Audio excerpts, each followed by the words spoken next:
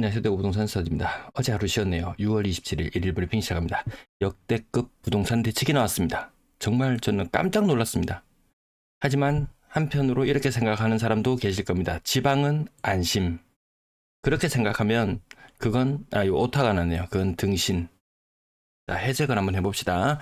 자, 서울의 상승폭을 훨씬 더 많이 키워갔습니다. 대구는 계속 그 상태를 유지하고 있는 상태고요. 이게 상승폭이 가파르면 가파를수록 큰 게 나온다. 큰 게 나온다. 그런데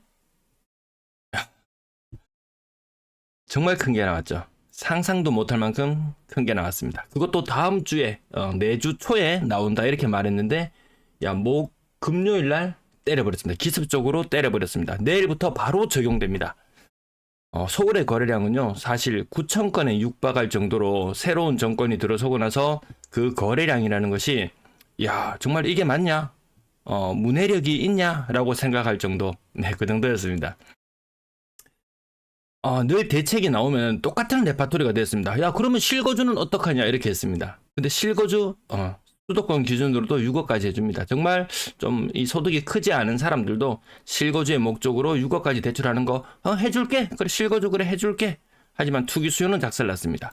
어제자 뉴스에 50억짜리 집을 사는데 자기 돈 20억 가지고 30억 대출해서 집을 샀다고 했습니다. 이런 것들 다 끝장이죠. 서울의 고가 아파트 시장도 대출 안 일으키면 끝장이거든요. 끝장 났구나. 정말 이거 죽여주는 부동산 대책입니다. 이재명표 첫 부동산 대책은 대출 조이기. 세금으로 집값 잡지 않겠다. 이거를 제가 늘 계속 말씀드렸잖아요. 이거를 그럼 부동산 띄우겠다는 거냐? 그거 아니다. 세금 아니고도 잡을 것 천지다. 자, 공급책도 늘 나오면요. 또 4기 신도시 이렇게 등장하게 되면은 역시 역시 수도권에는 집이 부족해. 그래서 계속 집을 무진장 짓는구나. 근데 공급 대책 빠진 것도 일단 한번 충격이었고요. 세금으로 조이지 않더라도 금융으로 대출을 쪼이겠다. 그것도 초고강도입니다. 초고강도. 자, 세금으로 집값 하지 않겠다. 공급 대책 빠진 거 이것도 충격이었고요. 오로지 금융에 초점을 맞춘 핀셋 대책. 이게 핀셋입니까? 이게 거의 대못을 받는 그런 정책입니다. 그리고 갭 투자도 차단됩니다. 주담대 받는 경우 6개월 이내에 전입 의무를 부과한다. 갭 투자 사실상 종말, 투자 종말, 다주택자 끝장. 더 있을 게 뭐 있습니까? 자, 연끌 원천 봉쇄 투기 수요를 완전히 뿌리 뽑아버렸습니다. 자, 이게 핵심이죠. 취임 전부터 이야기했습니다. 세금으로 집값 잡지 않겠다. 여기서 이제 디지털 리터러시, 그냥 문해력이라고 봐도 되겠죠. 세금으로 집값 잡지 않겠다. 다른 걸로 집값 잡겠다. 근데 요걸 또 다르게 해석하는 사람은 세금으로 요 뒤에만 집중하죠. 집값을 잡지 않겠다고? 그래 역시 이렇게 생각하면 큰 오산이라고 제가 골백번도 말씀드린 것 같습니다. 보유세나 양도세 등 부동산 관련 세부담을 늘려 집값 떨어뜨리는 방식도 사용하지 않겠다. 이 기조는 그대로 유지한 채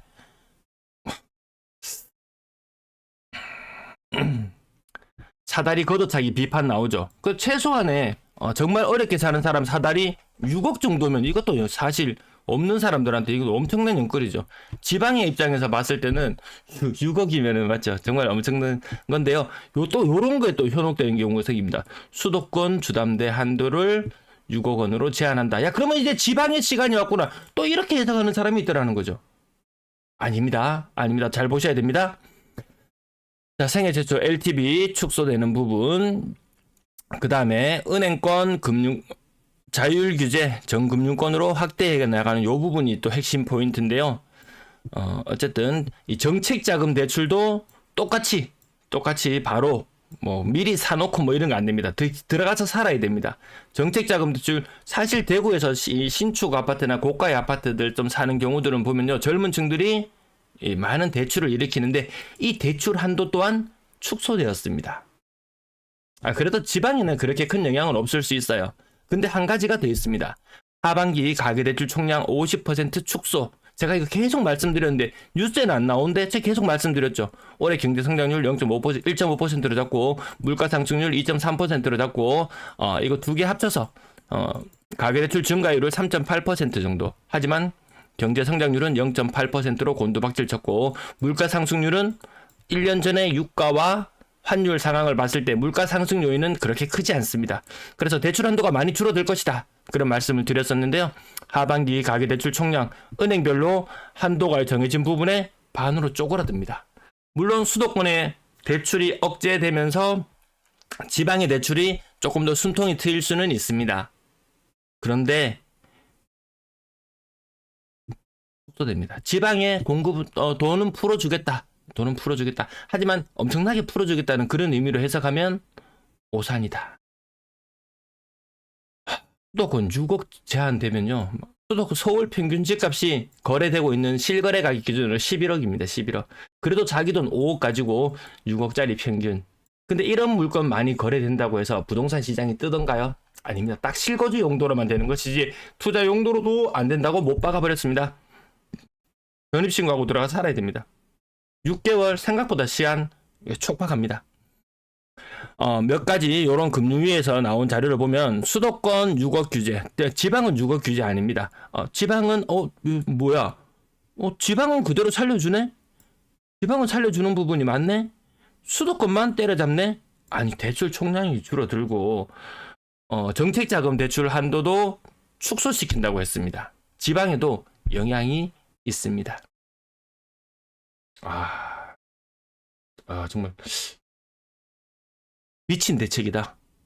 엄청난 임팩트. 아마 서울에 뭐 투자를 생각했거나 뭐 이렇게 하시던 분들 같으면 정말 피부로 와닿지 싶습니다. 지방 피부로 와닿기 시간이 조금 걸릴 수는 있지만 앞배 아픈 대책이다. 지금 금리도 한 4.2% 정도입니다. 집 살려고 대출 받으려고 하면.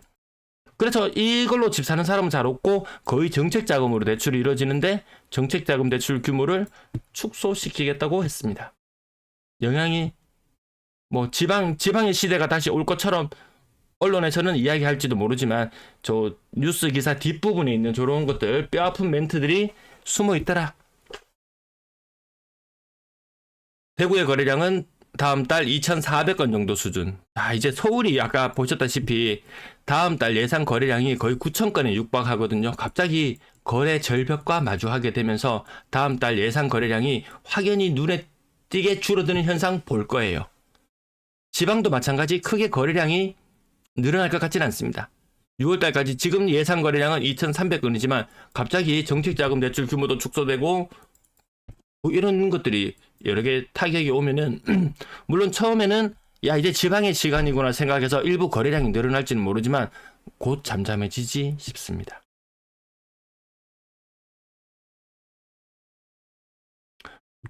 새 정부 들어서 기대감 엄청났습니다.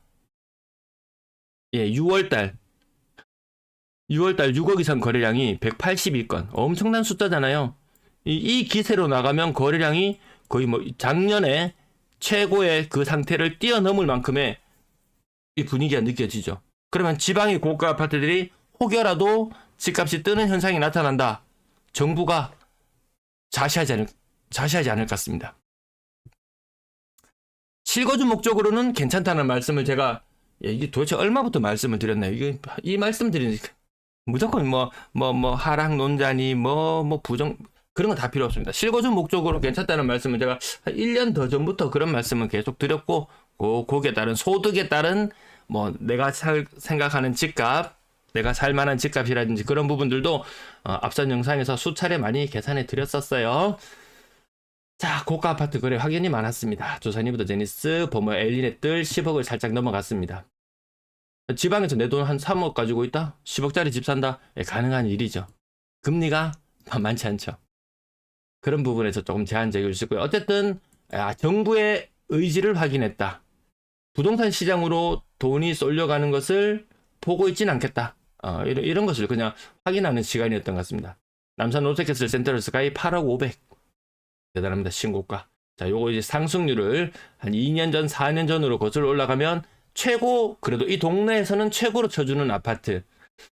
이거 보류지 거래되었을 때 가격이 아마 한 7억 2천 이 정도 잡으면요. 한 2년 사이에 한 10% 올랐다.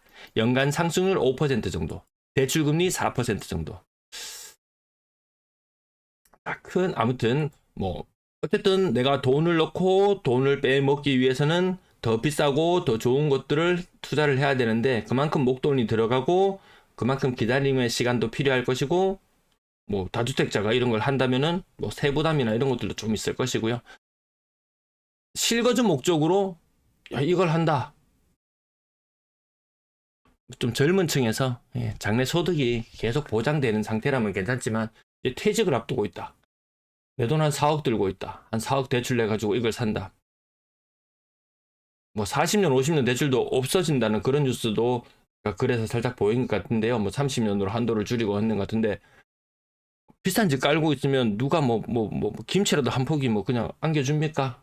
아니잖아요. 네. 자, 나머지 가격들 또 뭐 눈에 띄는 거 있나요? 리브스카이 주복 또 조금 신고가도 나왔지만 아닌 것도 있고 수성 알파시티 정아람 직거래 당연히 편한 59평 6억 5천.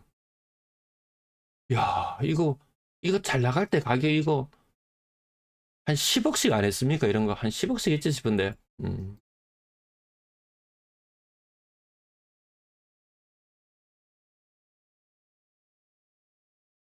아무튼 한번 헛다리 잘못 짚으면은 좀 힘들 수 있다. 대명역 센트럴 엘리프 1층이 4억 5,800. 뭐 그래도 고층으로 가면 신축에 맞죠? 이 동네에서는 좀 귀한 신축에 5억. 남구. 우리 좀 미래를 대변하는 도시, 미래 인구 구조를 대변하는 그 도시 남구. 한때는 잘 나갔던 그곳. 근데 뭐 이렇게 발 빠르게 막 옮겨 타고 다니고 그 자산 부풀리고 이런 사람이 전부 다 그런 것 같지만 그런 층이 또 생각보다 그렇게 많지는 않습니다. 대다수는 한 자리 눌러 앉아서 집과 함께 늙어가는 것이 그게 그냥 일반적인 모습인 것 같습니다.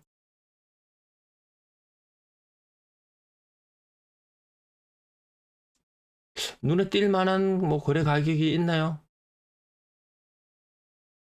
청담래면 3억 2,800 12층 A 타입 이게 뭐 남양쯤 되나요? 네, 뭐 뭔지는 모르겠습니다.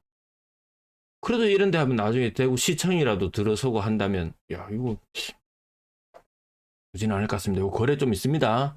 또 뭐 이런 기대감도 있잖아요. 누구는 또 정리하고 나가는 사람도 있겠지만 누구는 또 기대하는 사람도 있을 것이고